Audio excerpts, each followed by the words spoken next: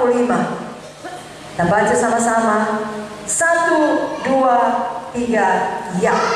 Karena Anak Manusia juga datang bukan untuk dilayani, melainkan untuk melayani dan untuk memberikan nyawanya menjadi tebusan bagi banyak orang. Inilah di hati hamba. Jadi datang untuk melayani, bukan untuk dilayani, dan untuk memberi nyawanya bagi tebusan banyak orang. Saya dan saudara biarlah suka memberi, suka berkorban. Memang enak dikasih hadiah. Semua kita senang kalau dapat hadiah. Amin. Tapi sebenarnya menurut Alkitab lebih bahagia kalau kita yang memberi. Kisah 20 ayat 35 jelas mengatakan adalah lebih berbahagia memberi daripada menerima.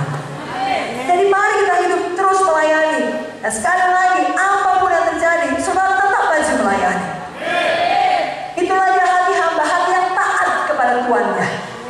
Siapakah Tuhan kita? Tuhan Yesus, Bapa di sorga. Haleluya. Kalaupun ada saat-saat di mana rasanya sangat berat, saudaraku, untuk taat terus melayani, tetaplah pilih taat. Semua kita tahu, kalau seseorang mau naik tingkat, khususnya dari SD ke SMP, SMP ke SMU, apalagi masuk universitas, apalagi tamat jadi sarjana, harus melalui tes. Makin tinggi tingkatannya makin berat. Seberat-beratnya ujian SD, lebih berat ujian SMP. Seberat-beratnya ujian SMU, lebih berat meja hijau. Saudara mengerti? Demikian saudara, semakin saudara bertumbuh di dalam Tuhan, kerap kali ketaatan saudara harus bayar dengan lebih berat. Tetapi teruslah bayar, artinya saudara terus naik tingkat. Amin saudaraku. Karena ini juga teladan Tuhan. Dia taat saudaraku. Dia tahu dia datang ke dunia ini untuk menebus nyawa kita. Tapi sampai pada saat terakhir bukan mudah. Di Taman Getsemani 3 kali dia berdoa. Begitulah Tuhan Yesus sungguh-sungguh berdoa karena sangat berat dirasakan yang taat kepada Bapa. Doanya adalah bukan kehendakku jadi Bapa, tapi kehendakmu lah yang jadi. Alkitab mengatakan peluknya menjadi darah. Ada ilmu kedokteran yang mengatakan kalau seseorang sangat stres berat, keringatnya bisa menjadi darah. Tapi Tuhan Yesus menang, dia tetap taat, dia pergi ke salib.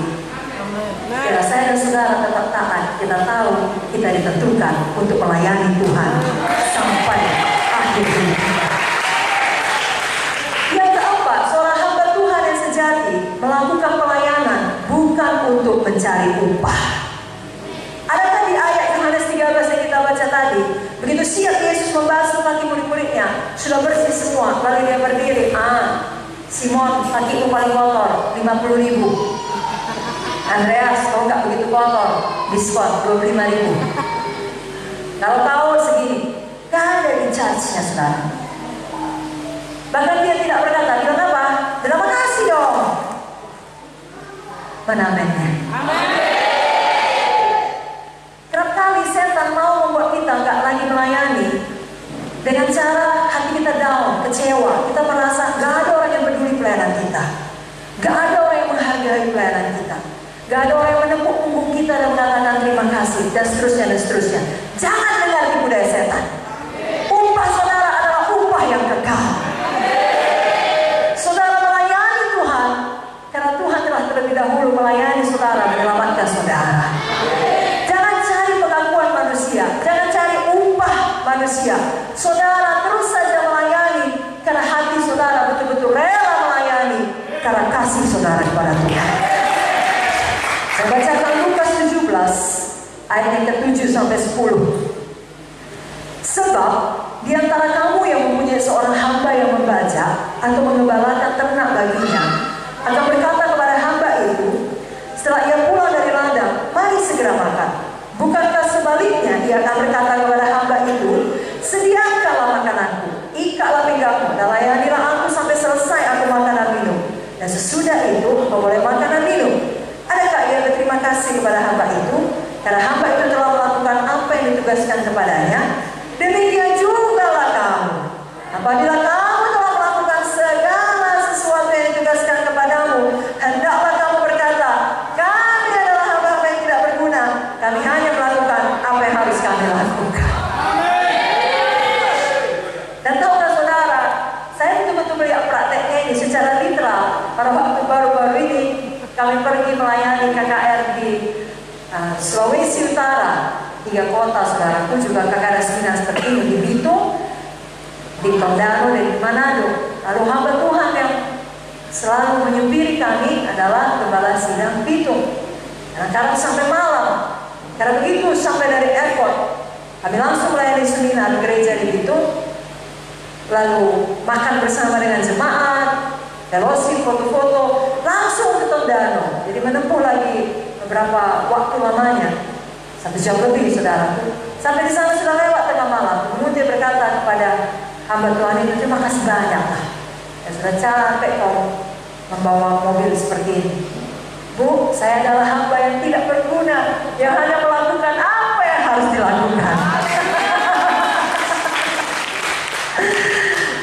Tidak dibawa saudaraku, memang firman itu hidup dalam hatinya. Baginya pelayanan adalah satu kehormatan. Itulah hati yang perlu kita teladani, karena itu juga hati Yesus. Saudara melakukannya dengan motivasi yang benar.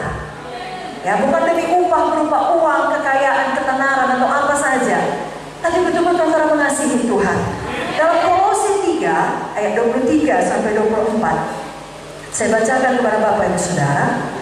Kolose pasal 3 ayat 23 sampai 24. Apapun juga yang kamu perbuat, perbuatlah dengan segenap hatimu, seperti untuk Tuhan dan bukan untuk manusia.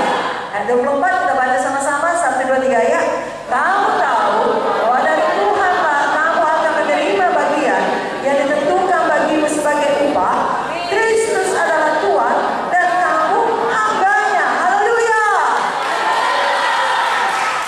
Tahukah saudara, kalau ayat ini kita hidupin jadi rema bagi kita, apapun pekerjaan kita buat, kita bisa senang.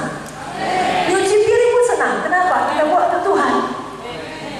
Sehingga kalaupun ada anggota keluarga kita tidak menghargai kita selalu mencuci piring, barusan siap kita cuci, dia makan, gak dicucinya piringnya, kita gak marah, kita lagi yang cuci. Kita tahu kita bukan untuk Tuhan. Kita tahu dari itu